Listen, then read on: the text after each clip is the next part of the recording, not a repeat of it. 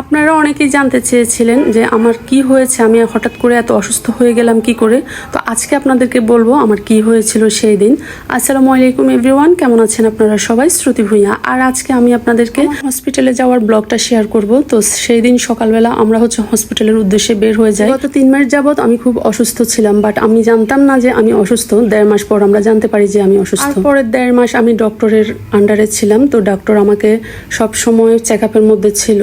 এরপর হঠাৎ করে আমার সাথে একটা অ্যাক্সিডেন্ট ঘটে যায়। এটা তো আর আমাদের হাতে নেই, আল্লাহ যা করেন হয়তো ভালোর জন্যই করেন। এরপর আমাকে যে অপারেশন করার জন্য বলা হয়েছে ডক্টর। তো ডক্টর বলল যে আপনারা ভালোভাবে প্রিপারেশন নিয়ে একবারে বাসা থেকে আসবেন। ওনার অপারেশনটা যদিও ছোট হয়, বাট ওনার জন্য কিন্তু সহজ ছিল না। তো যাই হোক, আমরা হসপিটালে আগের দিন গিয়ে ভর্তি হয়েছিলাম। ভর্তি হওয়ার পর রাতে আমি আবার বাসায় চলে আসি। বাসায় সব ফ্যাক্ট গুছগাছ করে একবারে পরের দিন সকালে আবার হসপিটালে তো সকালবেলা চলে যায়, ব্যাগ ট্যাগ প্যাক করে সবকিছু গুছিয়ে। তারপর ওখানে যাওয়ার পর তারা আমাকে স্যালাইন ইনজেকশন দেওয়া শুরু করলো। এরপরে ওষুধ খাইয়েছিল 6 ঘন্টা পর্যন্ত। আমাকে কিছু না খাইয়ে অপারেশনটা করা হবে। এই তো আমি শুয়ে আছি, পেছনে আমার আব্বুকে দেখা যাচ্ছে। তো সবাই সেদিন খুব ভয়ে ছিল, মানে সেই দিন না, আগে থেকে একটু ভয়ে ছিল। তো আমরা সবাই ওখানে চলে গেছিলাম, আমার ভাই বোন, আমার হাজব্যান্ড, আমার আব্বু, আমার ফুফু। তো আমরা সবাই সেখানে গিয়ে খাওয়া দাওয়া সবাই খাইলো। রাতে আমার অপারেশন হবে রাত 9টার সময়।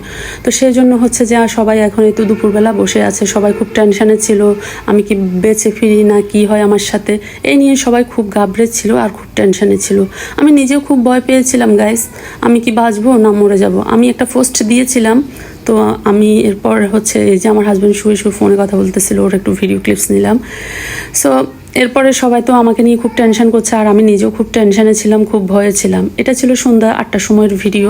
আমি ভাবলাম যে আমি যদি ফিরে আসি ভালো কথা, আর যদি না আসি তাহলে আমার এই ভিডিওগুলা ছবিগুলা আমার পরিবারের সবাই দেখবে, তখন সবাই মানে আমার কথা মনে রাখবে। এই হিসেবে আমি কিছু ভিডিও করেছিলাম, আর বাদ বাকি ভিডিওগুলো আমার ভাই করে রেখেছিল। তো যাই হোক গাইস, আমি আসলে যখন এই যে দেখেন, মানে আমাকে দেখলে হয়তো বোঝা যায় না যে আমি অসুস্থ, বা আমি যে টেনশনে আছি, বা আমি যে কোনো খারাপ পরিস্থিতিতে যাচ্ছি, সেটা আমাকে দেখলে কখনোই বোঝা যায় না। আসলে আমি সবসময় খুব হাসি খুশি, তো সেই জন্য। তো এই তো আমাকে অপারেশন করার জন্য নিয়ে যাচ্ছে 9 তলাতে। এরপরে আমরা ছিলাম 6 তলাতে, তো 9 তলাতে আমাকে নিয়ে যাওয়া হচ্ছে। তো এই তো আমাকে অপারেশন থিয়েটারে নিল। আমাকে যখন রাত 9টার সময় অপারেশন থিয়েটারে নেওয়া হয়, এরপর যে 1 ঘন্টা আমার কোনো অপারেশন করেনি। ওই 1 ঘন্টা আমাকে ভিতরে রেখে আমার ভয়টা ভাঙাচ্ছিল। একটু পর আব্বু গিয়ে দেখছে, আমার ভাই গিয়ে দেখছে, আমার হাজব্যান্ড যাচ্ছে, আমার ফুফু যাচ্ছে, সবাই গিয়ে আমার সাথে কথা বলছে। এবং ডক্টর নার্স সবাই আমাকে খুব মানে হেল্প করছে যে তুমি ভয় পেও না, কিচ্ছু হবে না তোমার। আর ডক্টর বারবারই বলছে আমি আমার সবটা দিয়ে যথেষ্টভাবে চেষ্টা করব তোমাকে ভালো রাখার জন্য, এবং আমার বেস্টটা দিয়ে ট্রাই করব তোমাকে ভালো ফিরিয়ে আনার জন্য। এটা ছিল পরের দিন সকালকার ভিডিও।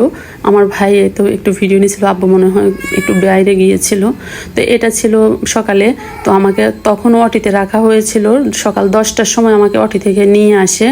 তো 10টার সময় যখন আমাকে অটি থেকে নিয়ে আসে, বিশ্বাস করেন গাইস, আমার মনটা এত ভেঙে গিয়েছিল। আর আমি কিন্তু বাসা থেকে যাওয়ার সময় অনেক কান্নাকাটি করে বাসা থেকে বের হয়েছিলাম। তো আমার আব্বু, আমার হাজব্যান্ড সবাই খুব ভয় পেয়ে গিয়েছিল।